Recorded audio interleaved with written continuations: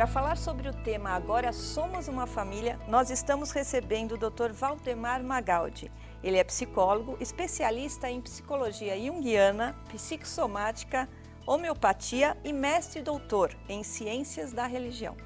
Olá, Valdemar, tudo bom? Tudo bom, e você? Nancy? Agradeço muitíssimo você ter vindo no Alô Mamãe. Nos sentimos honradas por você estar aqui nos nossos estúdios. E eu também. Bom, o tema Agora Somos uma Família veio de várias perguntas vindas de internautas, porque há uma transformação muito grande na família. Um casal, é um homem e uma mulher, de repente, com a presença da criança, se transforma numa família. Então nasce uma mãe, um pai, aumenta vamos dizer, as personas, como vocês falam, né? Os personagens dentro de uma casa.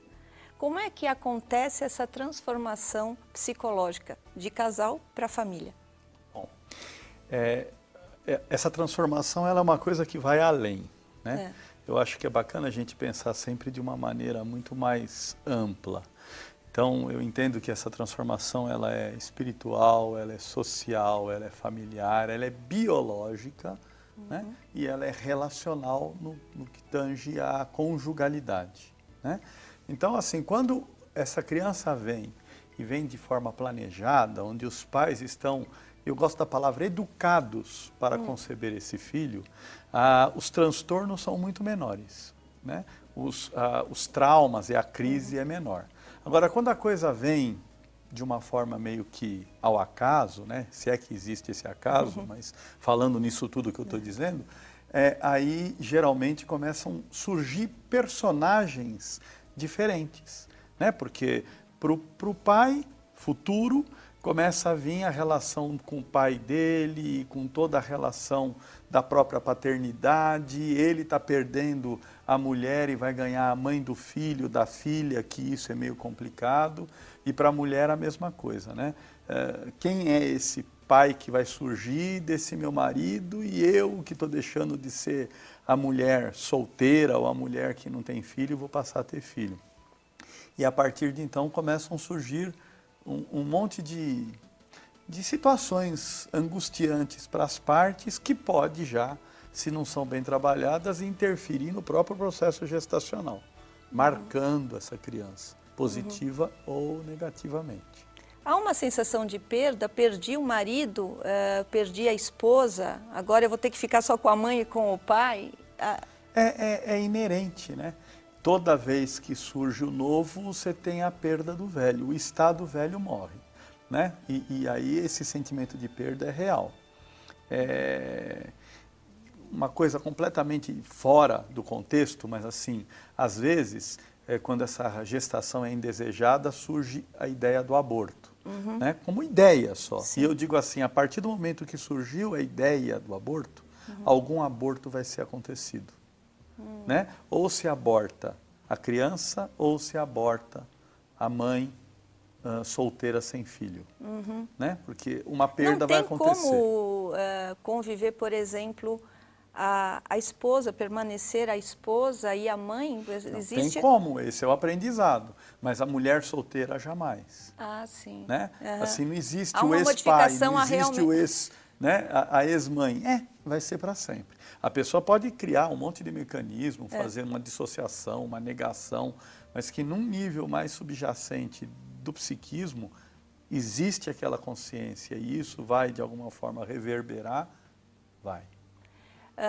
Por exemplo, eu vi na Oprah, no programa dela, a Brooke Shields falando assim que quando ela teve a bebê, ela estava na maternidade, as mulheres, as amigas, amigos foram conhecer a neném e uma amiga falou assim, Brooke, este é o seu papel mais importante daqui por diante na sua vida.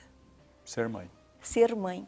Ela disse na Oprah que naquela hora caiu a ficha e entrou em desespero, entrou em crise e até escreveu um livro a respeito, que a gente pode indicar no site, inclusive.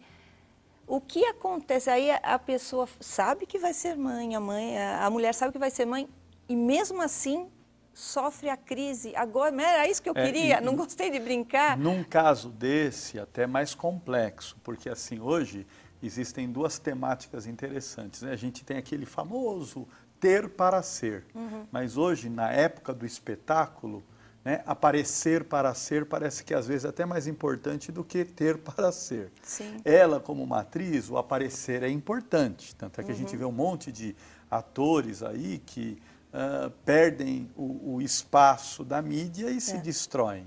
É daí que surge aquilo que a gente chama de depressão pós-parto. Ou seja, a criança rouba a cena da mãe. As pessoas vão visitar a criança. E nesse primeiro ano de vida, é uma relação quase que perversa, né? A criança só tira e não dá nada. Tira muito. Tira toda a liberdade da mãe, tira toda a energia dela, suga literalmente e simbolicamente vários aspectos. E o pai também perde a esposa. Então, nesse primeiro ano, o bebê ele é absolutamente egoísta, entre aspas. Mas essa é a realidade da condição humana. Se não existe uma capacitação do casal e da mãe, principalmente, para lidar com isso e perceber que nesse primeiro momento ela perde o glamour dela, né? Ou ela terceiriza ou ela faz a depressão pós-parto.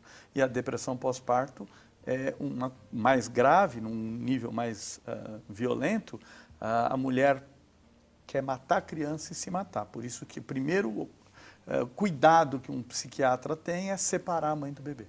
Separa literalmente. Nesses casos. Nesses casos. Mas ativa esses complexos todos. E como é que a mãe pode perceber que, como você disse,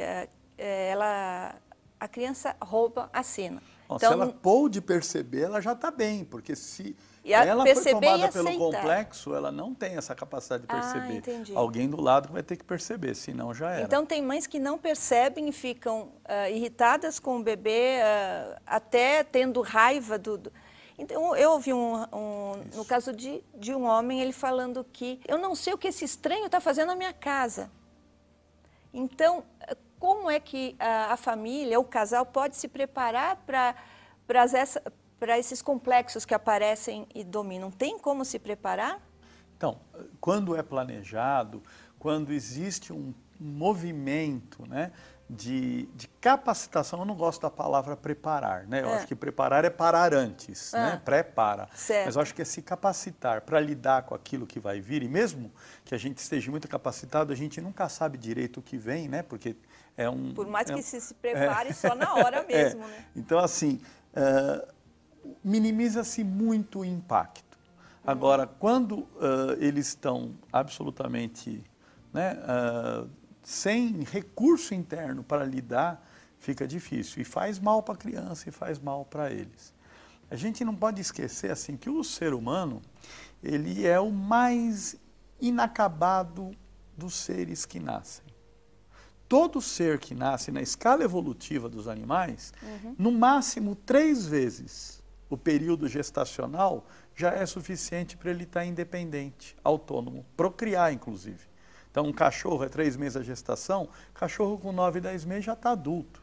Né? Uma vaca, 10, 12 meses, uma vaca com 3 anos está adulta. O ser humano, ele é mais de 20 vezes. Tem uns casos aí que está 50, 60 vezes e continua ainda dependente da estrutura familiar. Então, assim, é uma exigência muito grande. E por isso que era muito interessante ter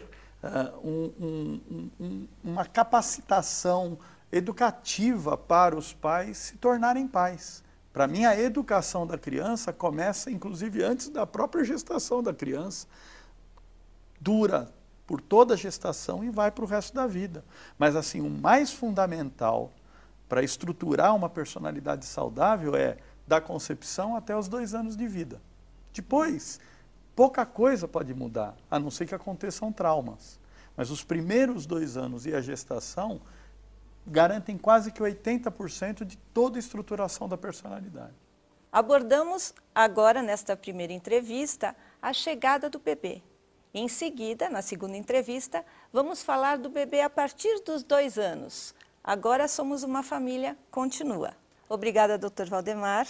Até a próxima entrevista. Fique com a gente.